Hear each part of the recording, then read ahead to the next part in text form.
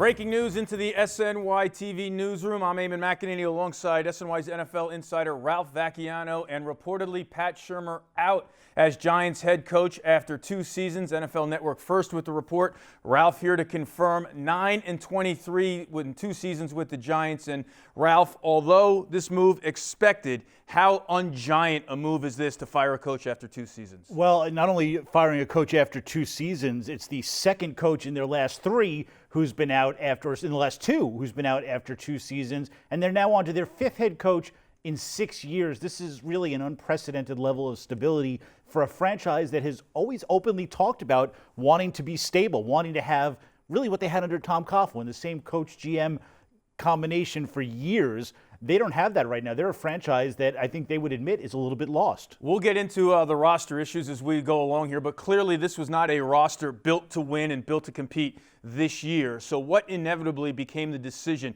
to fire Shurmur after 4-12 this year? Wins and losses. I mean, that's as simple as it gets. They're 9-23 in his tenure in the 2 years that Pat Shurmur has been the head coach. They thought that they should win more. I think that they evaluated his game decisions, the way he presented himself to the media, all of it factored in, and they just got the feeling that based on what they saw, he was not the right man to move this franchise forward. You could certainly argue, and I have, and I will on SNY.TV, that Pat Shurmur was not presented with a winning hand here. This was a franchise that was rebuilding over the last 2 years, that the general manager rightfully basically gutted. He got rid of all the top players with big contracts. He brought in a ton of young players. It's always difficult for a coach with a rookie quarterback, and this one, Daniel Jones, started in week 3. So all of these things worked against Pat Shurmur, but if he could have just squeaked out a couple more wins, I think that 9-game losing streak, when John Mara and Steve Tisch talked to us at some point, I bet that 9-game losing streak in the middle of the season really weighed heavily on them. Ralph, you mentioned the gutting of the roster by Dave Gettleman, which of course leads us to the next question. Why does Shurmur go and apparently Gettleman stay? Yeah, we don't know officially yet what Dave Gettleman's fate is. He did promise that he would speak to the media on Tuesday. He does have a press conference scheduled. My information was that he was not going to be fired, but again, I've also reported that Steve Tisch, the Giants co-owner, was pushing for major changes. John Mara and Steve Tisch are going to get together and figure this whole thing out, and then we'll know for sure. But the case for keeping Dave Gettleman is simply it's harder to evaluate a general manager after just 2 seasons. And if you look at the overall job that he's done, it's a very incomplete grade. We know he brought in the franchise quarterback, which was a huge piece to the puzzle. We also know he got rid of a lot of bad contracts, players who were overpaid, weren't performing. I mean, they were 3-13 when he arrived, and he brought in a lot of young players. His last 2 drafts have very few obvious misses, so I think they believe that you need more than 2 years to evaluate the job that he's done. All right, I'm going to get into who's next in just a moment, but you mentioned John Mara and Steve Tisch. Now, you've been around this organization for decades. You know the inner workings of the Giants organization. For those of us who aren't as familiar inside the building, when we hear Giants ownership, we automatically think Mara. Now do we automatically have to think Mara and Tisch? Not many decades, by the way, but okay, that's sorry. okay. No, trying to build up your resume. I appreciate that. No, it's true. I mean, we do think of John Mara, and Steve Tisch sometimes gets pushed a little unfairly to the afterthought part. He has a 50% stake in this team. He has a very strong voice, but when the Tisch family bought in to the Giants, the deal was that the Mara family would have final control over football operations. So in the end, theoretically, John Mara can do whatever he wants and listen to nobody. That's not the way he operates. He brings in Steve Tisch. If Steve Tisch really wants full-scale changes in the organization, doesn't mean they're going to happen, but he definitely will have a strong influence on what John Mara ultimately decides. All right, so now they have to ultimately decide. Let's just assume for now that Dave Gettleman will retain as GM, so then you have to decide who the next coach will be. Some thought conventional wisdom was Ron Rivera, reuniting Gettleman with Rivera, who had success together in Carolina, but now reports are that he is expected to be named the Redskins head coach, so he's off the table. So, Ralph, from what you're hearing and what you're reporting, who are some of the leading candidates to replace Shurmur? Well, I think that the number one candidate to replace him is going to turn out to be Baylor head coach Matt Rhule. He's a former Giants assistant, spent 1 year in 2012 as their assistant offensive line coach. He really left an impression in the building. I'm told that they really like him as well. The question is, can they get him out of Baylor? College coaches, they're in a really good spot. They're kings on their campuses. They get a lot of money nowadays. The NFL is not necessarily a salary upgrade. A lot of security in college jobs, especially with the job that Matt Rhule has done in Baylor. We know he was a finalist last year for the Jets job as well. I think he'll be number one on their list. I think they'll probably look at Jason Garrett if he's fired in Dallas, Mike McCarthy, who's the former Packers coach. They do like experienced guys. And one guy who I think will get a call is Josh McDaniels, the Patriots offensive coordinator. He got a call last time. He's gotten a call from a lot of teams.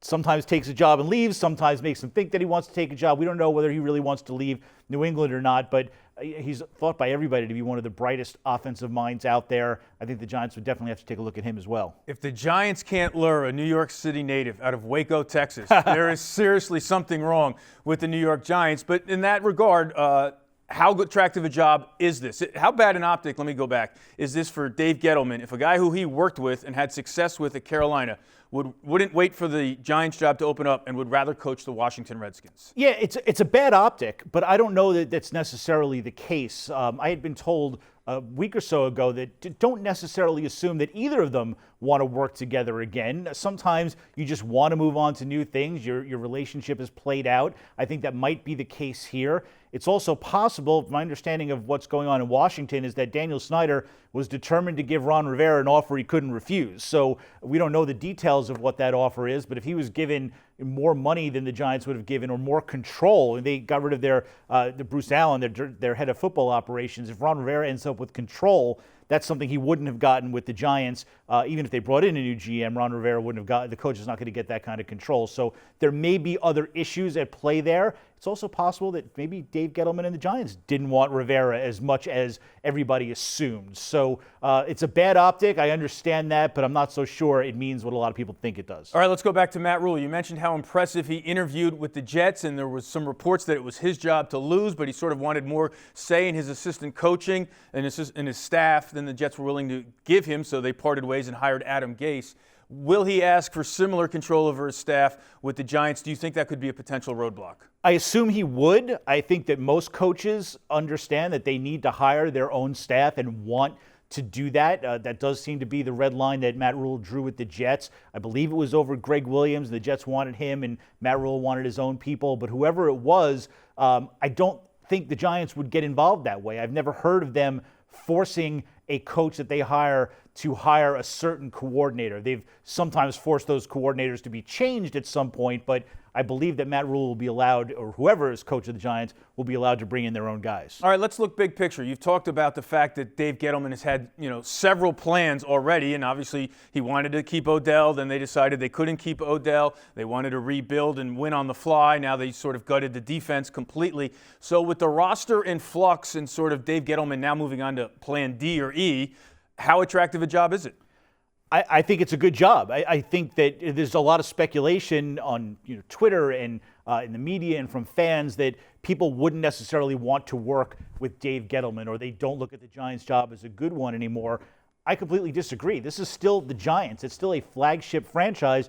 And maybe most importantly to whoever comes in to coach, they've got the young quarterback and young pieces. You're not really starting from a position of not knowing who's going to be the players to lead you into the future. You've got 10 rookies or first-year players who were starters on this team at the end of the year. Some of them are going to work out. You have Daniel Jones. You have Saquon Barkley. You have an ownership that historically will stay out of the way. They will give power to the general manager who will give power to the coach. They believe in that structure, so you're not going to a place where ownership or even the GM is going to interfere with you on a daily basis.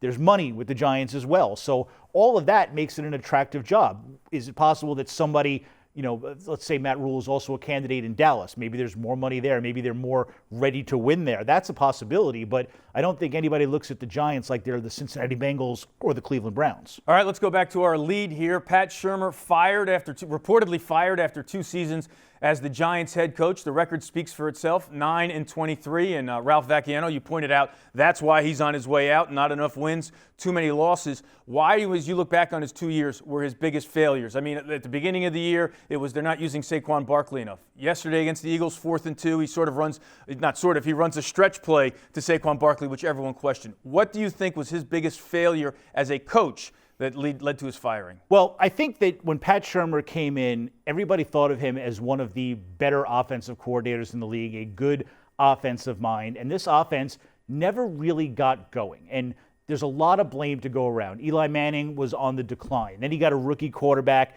That didn't make it easy. The offensive line was a train wreck for most of his 2 years. But at some point, a really good offensive coach figures out a way around that. And when you looked at what Pat Shurmur did, some of his play calling certainly was suspect. We're talking about micromanaging stuff here. Some of his time management was suspect.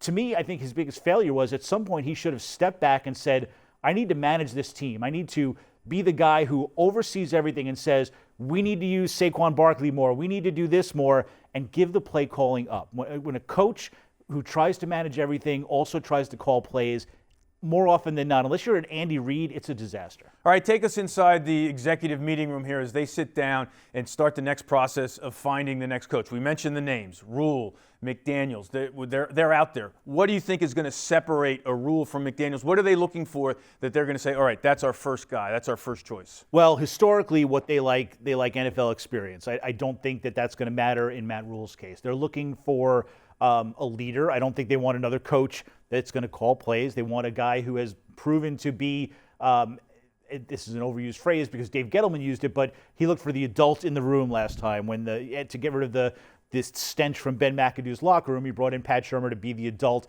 They need that adult to be a leader now, to someone who can stand up in front of the room and really kind of capture everybody and make them believe. I think the players believed in Pat Shurmur.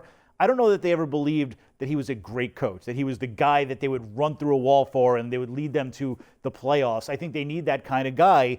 The Giants seem to believe Matt Rhule is that kind of guy. A lot of people say Josh McDaniels can be that kind of guy. It will help if that guy has won something before. Rhule's won at 2 college programs. McDaniels has won in New England. Mike McCarthy has all sorts of playoff and Super Bowl rings and things. So if somebody can go in who's not, I don't think they're going to be looking for an unproven brand new coordinator who nobody knows and everybody's skeptical of. They want a guy who's going to go in front of that room and be in charge and be a guy that inspires people right from the beginning. What they're looking for, and what I just described, by the way, is Tom Coughlin, who's not coming back. But that's kind of the standard. It's like when the Giants were looking for a new quarterback, they were looking for the next Eli Manning. They found his clone in Daniel Jones. They're looking for the next Tom Coughlin. They want somebody who has that kind of charisma when he steps to a podium or steps in front of the players.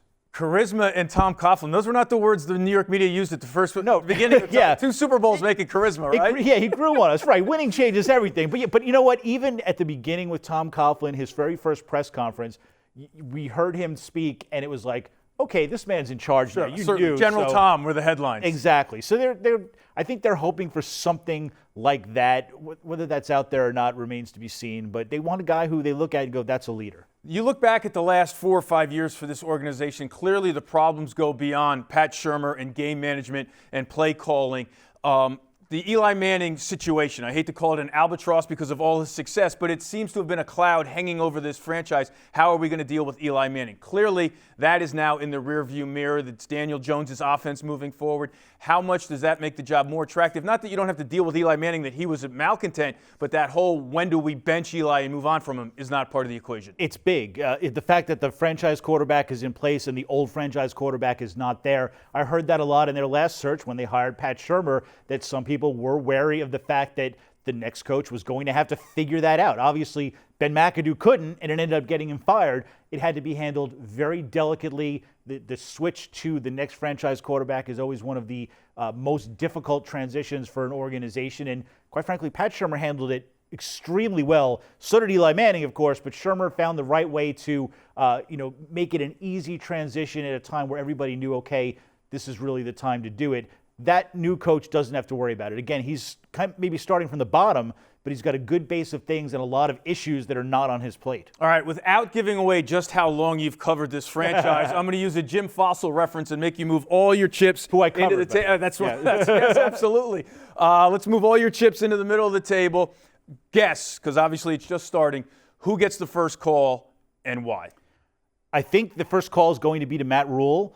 I think one of the reasons, aside from I believe he's the top candidate for this job, The Carolina Panthers apparently want to interview him as well. The Cleveland Browns may want to interview him as well. He already told his players in a team meeting on Sunday that he expects to explore NFL opportunities. The Cowboys might be interested in him. He will be one of the hottest candidates on the market, so they better move fast if he's their guy. All right, Ralph Vacchiano, great stuff. Again, breaking news, Pat Shurmur reportedly fired as the Giants head coach after 2 seasons with a record of 9-23. Keep it locked in to Ralph on Twitter and, of course, SNY.TV. We're going to have much more coverage throughout the day as there will be media availability at 11 a.m. and, of course, on the thread at 5 o'clock. So keep it locked in to SNY on social media. Thanks for watching.